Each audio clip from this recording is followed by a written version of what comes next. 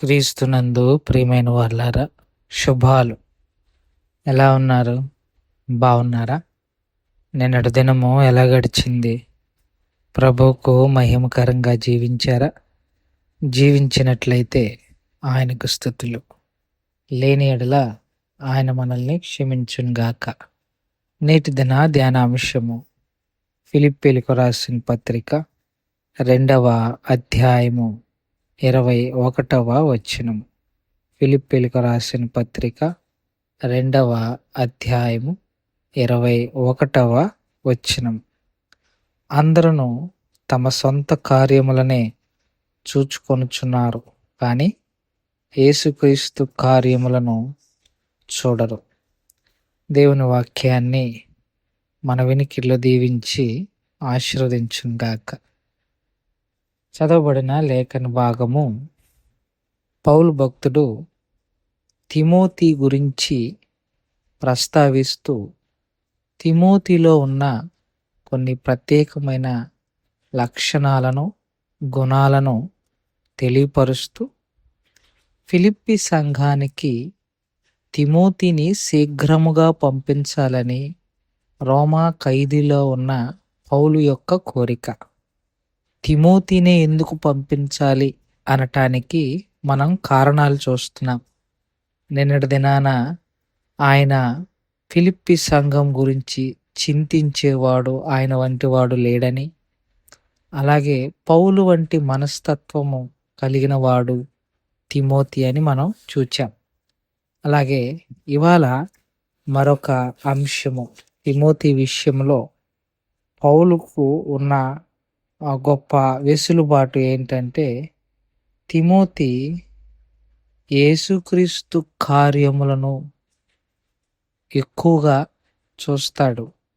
తన సొంత కార్యములను పక్కన పెట్టేస్తాడు. అంటే తిమోతికి ఒకటే సింగిల్ మైండెడ్నెస్, ఒకటే ఆలోచన.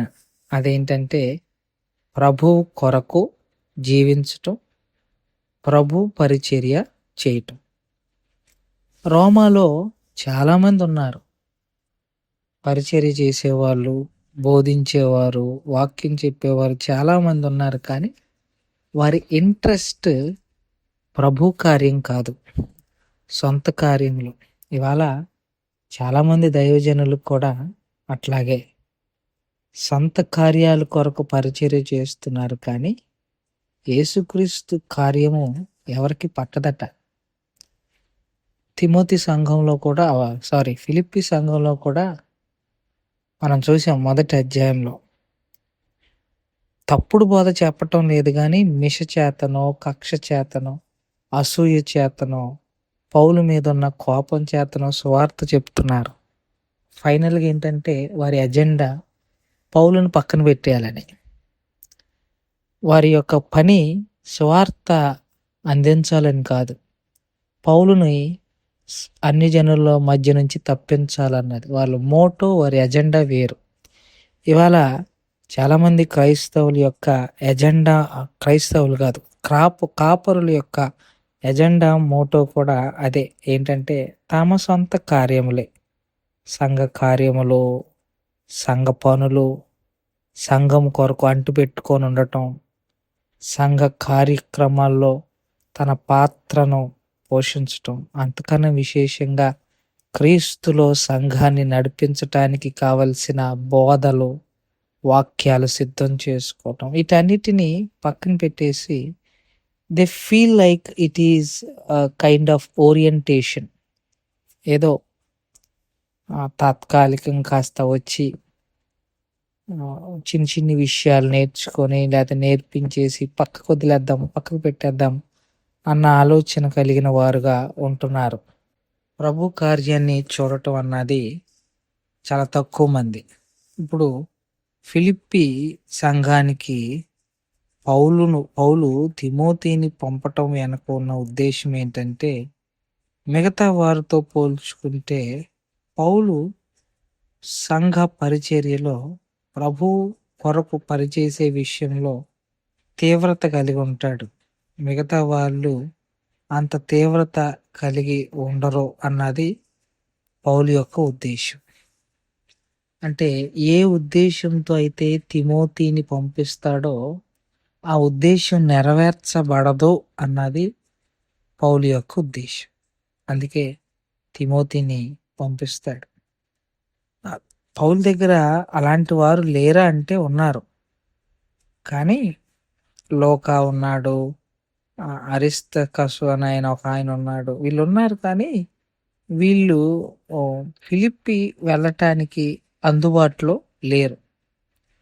అందుకే తనకి ఇమ్మీడియట్గా అవసరమైన తిమోతిని పిలిపించుకోవటానికి పౌలు ఇష్టపడ్డాడు.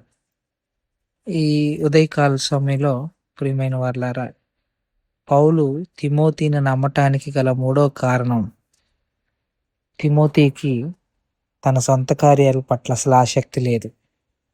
ప్రభు కార్యము, ప్రభు ఉద్దేశాలు.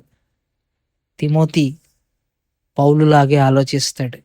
పౌలు అంటాడు కదా, నేను క్రీస్తును పోలి నడుచుకున్నట్లు మీరును నన్ను పోలి నడుచుకోండి అని. ఆ మాటను తూచా తప్పకుండా పాటించేవాడు తిమోతి. అందుకే తిమోతిని పౌలు పంపిస్తున్నాడు. తిమోతి దేవుని పనులు చూస్తాడు, తన సొంత పనులు దేవునికి అప్పగిస్తాడు. దేవుని పనులు తిమోతి చూస్తే తిమోతి పనులు దేవుడు చూడటానికి అవకాశం ఉంది. మనం కూడా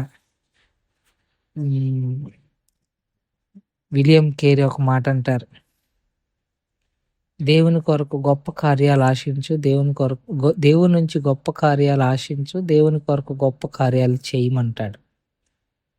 సో దేవుని కొరకు గొప్ప కార్యాలు మనం చేస్తే దేవుని నుండి గొప్ప కార్యాలు మనం చూడగలగటానికి అవకాశం ఉంటుందని మనం చేసుకుంటూ ఈ మాటలను ఇంతతో ముగించుకుంటున్నాను. దేవుడు దీవించి ఆశీర్వదించును గాక. ప్రార్థన చేసుకుందాం. మమ్మల్ని మిక్కిలిగా ప్రేమించిన మా పరలోకపు తండ్రి, మీ పాదాలకు స్తోత్రాలు. చెప్పబడిన వాక్యాన్ని బట్టి మీకు స్తోత్రాలు. ఎన్నో వాక్యం మా హృదయంలో భద్రపరచుకొని వాక్యానుసారంగా జీవించగలిగిన కృపాభాగ్యం దయచేయమని యేసుక్రీస్తు ప్రభు వారి పునినామంలో అడిగి వేడుకుంటున్నాం తండ్రి. ఆమెన్. God bless you.